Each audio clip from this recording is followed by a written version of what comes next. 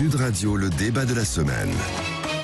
Et si nous étions en train de vivre les derniers mois de la Ve République? Question qu'on se pose avec nos invités. Vous votez sur Twitter, vous nous appelez 0826 300 300 pour en parler avec nous. Mathieu Souquier, bonjour à vous.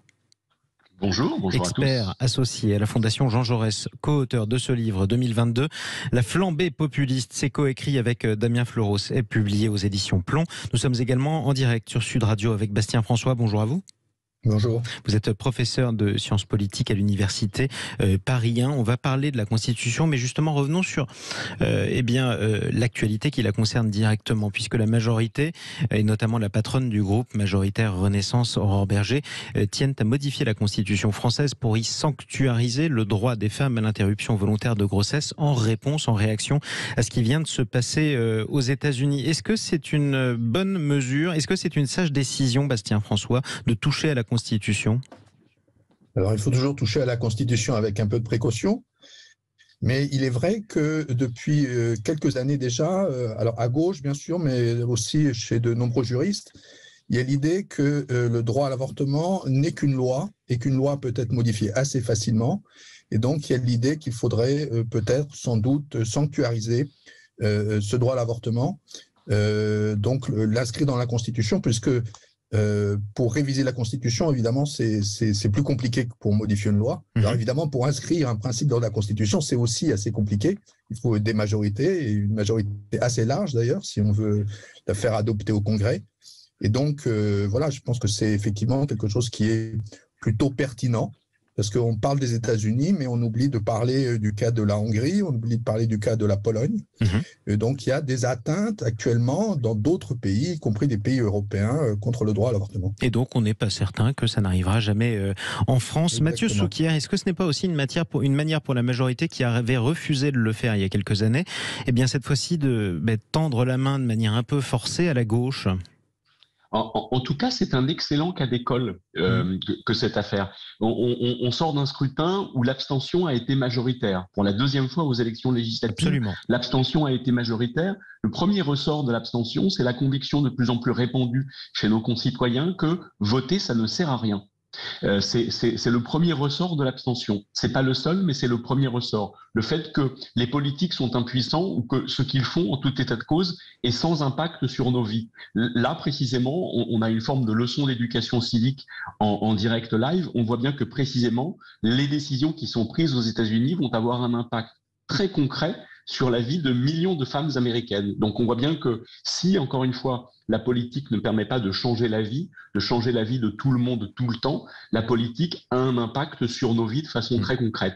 Effectivement, en tout cas, c'est ce qui se passe aux États-Unis. Revenons aussi sur cette interview donnée à l'agence France-Presse du président de la République Emmanuel Macron hier, interview fleuve dans laquelle il maintient sa confiance à Elisabeth Borne, la première ministre. On va en parler avec vous dans un instant. Il a aussi une autre formule qui m'a frappé. La France insoumise et le Rassemblement national ne sont pas pour Emmanuel Macron des partis de gouvernement. Si on regarde la composition de l'Assemblée nationale, ça voudrait dire qu'il y aurait plus de 160 députés qui ne seraient pas membres de partis de gouvernement. Ce serait inédit. Bastien François.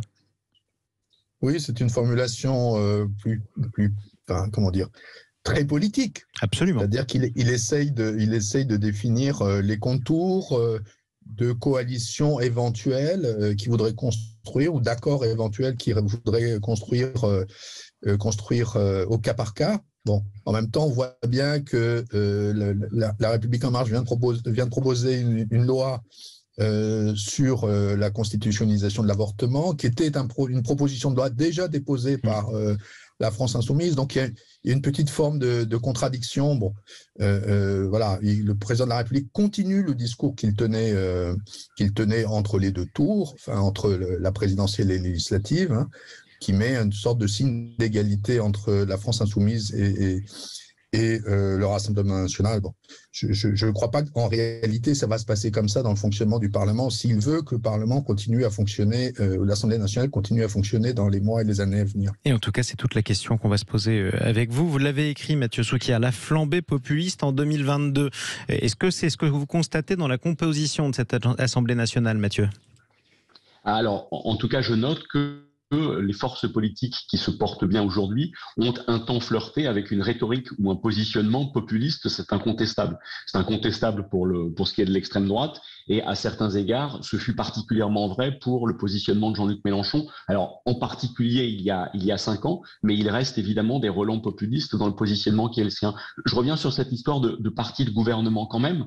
Il y a certains partis chez nous dans l'échiquier politique qu'on peut effectivement qualifier comme des partis qui ne sont pas des partis de gouvernement, car ils n'aspirent pas à exercer les responsabilités. Je ne crois pas que M. Poutou ou Mme Marteau, pour de vrai, s'imaginent en situation d'exercer des responsabilités. Et leur positionnement politique, leur projet politique n'est pas celui-ci. En revanche, il me semble avoir compris que et Marine Le Pen et Jean-Luc Mélenchon, en se présentant à l'élection présidentielle et derrière en présentant des députés au Parlement, en fait, sont bien des partis de gouvernement. Donc, j'ai d'autant plus de mal à comprendre ce que le président Emmanuel Macron veut dire qu'on a bien des leaders politiques qui revendiquent l'accès aux responsabilités. Je crois même que Jean-Luc Mélenchon en avait fait l'axe de sa campagne pour les législatives. Élisez-moi Premier ministre.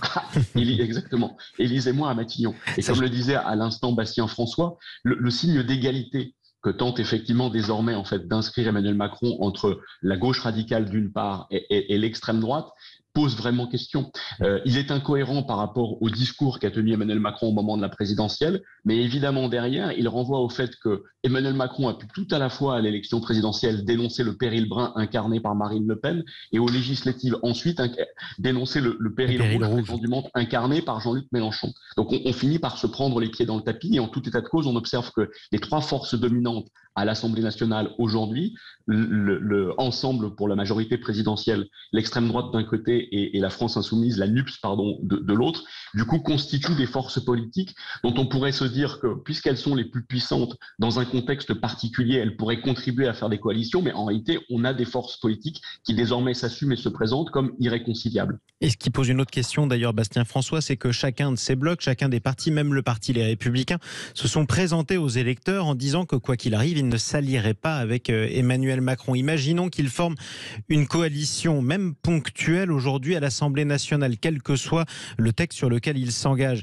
Ça pourrait presque passer pour une trahison de leurs électeurs. Bastien François.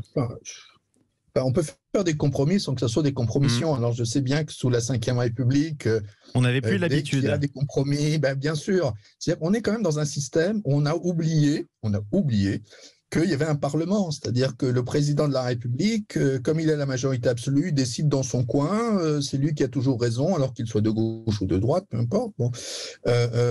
Dans tous les systèmes politiques européens, par exemple, vous avez au jour le jour des compromis qui ne sont jamais vécus comme des compromissions. Vous avez même des alliances qui peuvent nous sembler, nous Français, parfaitement bizarres, entre des écologistes, de la droite très libérale, etc. Bon, tout ça, ça fonctionne bien parce que, tout simplement, ça fonctionne sur un contrat de gouvernement. Ça veut dire qu'on se met d'accord à l'avance sur ce qu'on va faire. Alors, c'est vrai que c'est un peu plus compliqué quand il faut le faire au cas par cas. Là, Emmanuel Macron, sans doute, ne va pas pouvoir construire une coalition de gouvernement sur un programme. D'ailleurs, je ne suis même pas sûr qu'il en ait vraiment l'intention. Mais il va falloir effectivement faire des compromis. Mais regardez cette affaire de constitutionnalisation de l'IVG. On va pouvoir trouver des compromis sur tel ou tel point. Alors bien sûr, il faudra que le président de la République sans doute mette un petit peu d'eau dans son vin, parce que pour faire des compromis, il faut travailler sur des propositions qui ne soient pas trop clivantes. Mais là, d'une certaine façon, c'est beaucoup plus facile pour lui de jouer que dans un système très bipolarisé. Oui. C'est-à-dire qu'il y a 3 blocs. Donc ça permet de faire des coups de billard à 3 bandes. Tout simplement. Exactement. Et ce qui permet justement de calculer et par moment de semer la zizanie entre une opposition ou une autre, une partie ou une autre. Mathieu Souquier, on se retrouve malgré tout avec un gouvernement, un Premier ministre, une Première ministre, Elisabeth Borne, à qui le Président de la République maintient sa confiance, mais qui est de facto minoritaire à l'Assemblée nationale. J'entends par là que si elle demandait demain la confiance de l'Assemblée nationale, elle ne l'obtiendrait pas. En réalité, on va le voir. On va le voir dès le 5 juillet et puis on va le voir à l'usage. Je rebondis sur votre question qui pointait la responsabilité du parti Les Républicains. Je disais tout à l'heure que le premier ressort de l'abstention, c'était le fait de considérer dans l'opinion que nos politiques étaient impuissants. Le deuxième ressort est de considérer qu'ils sont déconnectés, qu'ils ne nous représentent pas et qu'ils sont éloignés de nos préoccupations. Et le troisième ressort, c'est de considérer qu'ils sont insincères, que pour partie, ils nous mentent et que la politique est avant tout affaire de posture. Et donc, je reviens aux Républicains. qui aujourd'hui considèrent qu'ils sont une nette opposition au pouvoir en place, après avoir, pendant l'élection présidentielle, par la voix de Valérie Pécresse, au lendemain de la présentation de son programme par Emmanuel Macron, dénoncé le fait qu'il y avait un plagiat. Et donc, s'il y avait un plagiat du programme de Valérie Pécresse par Emmanuel Macron à l'élection présidentielle, c'est qu'ils auraient pu se mettre d'accord. C'est quand même a priori que ça dit que leurs rapprochements possibles sont quand même multiples. Donc voilà, et effectivement, les postures politiques, les questions d'incohérence en politique, comme je l'évoquais tout à l'heure sur le positionnement d'Emmanuel Macron vis-à-vis de l'extrême droite d'une part et de la gauche radicale, l'incohérence et l'insincérité pour le coup, ça fait vraiment le creuset de la crise démocratique dans laquelle nous nous enfonçons. Et ce qui nous amène au mot de la fin pour vous, Bastien François, professeur, je le rappelle, de sciences politiques à l'Université Paris 1. On se retrouve avec un président qui est la cible de reproches plus ou moins justifiés. La question n'est pas là d'ailleurs de toutes les oppositions, qui s'appuie sur une majorité qui est relative à l'Assemblée nationale. Est-ce que les institutions sont faites pour fonctionner ainsi et est-ce qu'on ne va pas être contraint d'en changer prochainement ? Je ne crois pas du tout qu'il va y avoir des blocages. La Ve République, elle a été conçue à l'origine par l'équipe du général de Gaulle pour pouvoir gouverner sans majorité.